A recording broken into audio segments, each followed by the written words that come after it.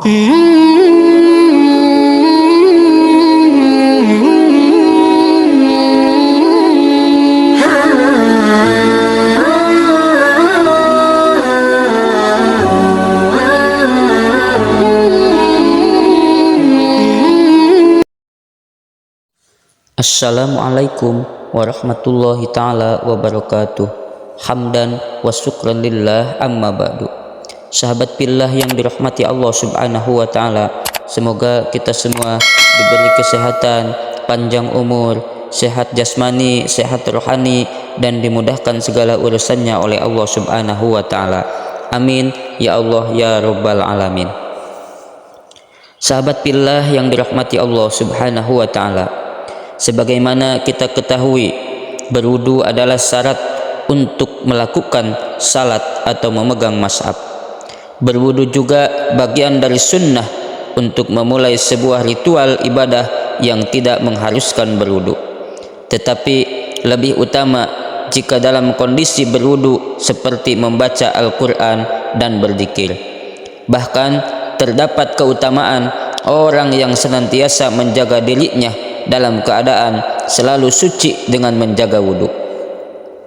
Para sahabat fillah yang dirahmati Allah subhanahu wa ta'ala, kita ingat-ingat kembali rukun dan syarat sah wudu terlebih dahulu. Rukun wudu semuanya ada 6. Yang pertama adalah niat, yang kedua membasuh wajah, yang ketiga membasuh kedua tangan hingga sikut, yang keempat mengusap sebagian dari kepala, yang kelima membasuh kaki hingga mata kaki, yang keenam tertib. Adapun syarat-syarat wudu adalah sebagai berikut. Yang pertama adalah Islam, yang kedua tamyiz, yang ketiga bersih dari haid dan nifas, yang keempat bersih dari sesuatu yang menghalangi sampainya air ke kulit, yang kelima tidak ada di atas anggota wudu sesuatu yang merubah kemutlakan air, yang keenam air yang suci lagi mensucikan, yang ketujuh mengetahui kewajiban berwudu sebagai syarat untuk melakukan ibadah yang lain, yang kedelapan mengetahui semua rukun wudu, yang kesembilan memasuki waktu salat atau syarat khusus bagi orang yang punya penyakit selalu berhadas seperti selalu netes air kencing tak bisa ditahan. 10 muwallah atau antara satu rukun dengan rukun yang lain sambung menyambung dikerjakan tanpa ditunda atau diselingi perbuatan yang lain. Syarat ini juga khusus untuk orang-orang yang selalu berhadas. Namun sayang, beberapa kali mendapatkan temuan kesalahan orang-orang dalam berwudu. Setidaknya ada 7 kesalahan yang terjadi dalam berwudu. Yang pertama, tidak membaca niat dalam hati. Sebagaimana kita ketahui, niat bagian dari rukun wudu, sedangkan tempat niat ada di hati, sehingga terlaksananya rukun wudu satu ini apabila hatinya mengucapkan niat saat membasuh wajah pertama kali. Niat wudu adalah 2 kategori. Yang pertama, berwudu untuk melaksanakan ibadah wajib, maka pada saat berwudu harus menggarahkan hatinya berniat wudu yang wajib. Yang kedua, berwudu untuk tidak melaksanakan ibadah yang wajib. Wudu seperti akan baca dzikir, yasinan, atau mau belajar. Wudu yang kedua tidak bisa digunakan untuk semisal sholat, maka harus mengulang wudunya jika ingin sholat.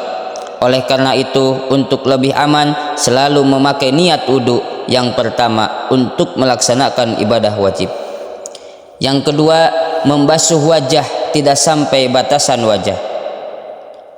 Batasan wajah itu dari tempat tumbuh rambut di atas dahi hingga 2 tulang dagu, dan dari anak telinga sebelah kanan hingga anak telinga sebelah kiri. Maka pastikan air sampai ke bawah dagu, ke bagian atas dahi dan kulit di dekat kedua sisi anak telinga.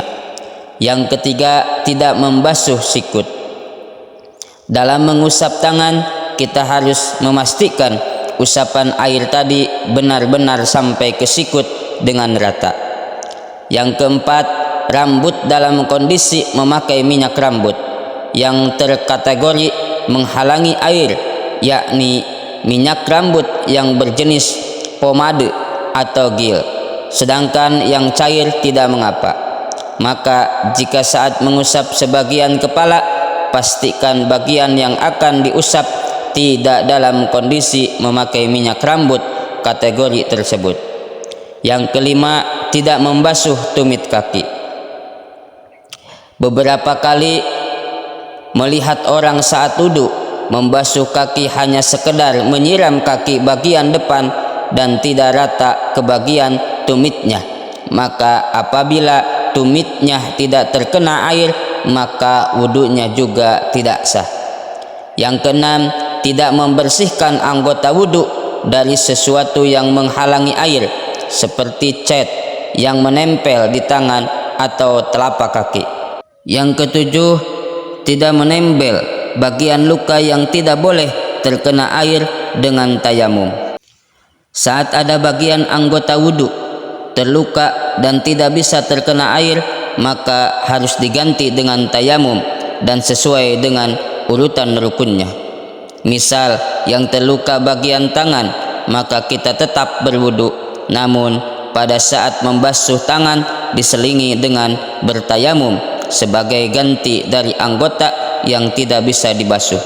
Setelah itu lanjut berwudu seperti biasa. Pada luka yang akan dibalut perban, maka pastikan luka tersebut telah dibersihkan dan disucikan dari darah atau apapun yang najis sebelum dibalut perban. Sahabat fillah yang dirahmati Allah Subhanahu wa taala, itulah 7 kesalahan apabila kita melaksanakan berwudu, maka wudunya tidak akan sah. Kalau wudunya tidak akan sah, maka sholatnya tidak sah. Sahabat fillah yang dirahmati Allah Subhanahu wa taala, mungkin itu saja yang bisa saya sampaikan. Semoga bermanfaat. Wallahu a'lam bishawab.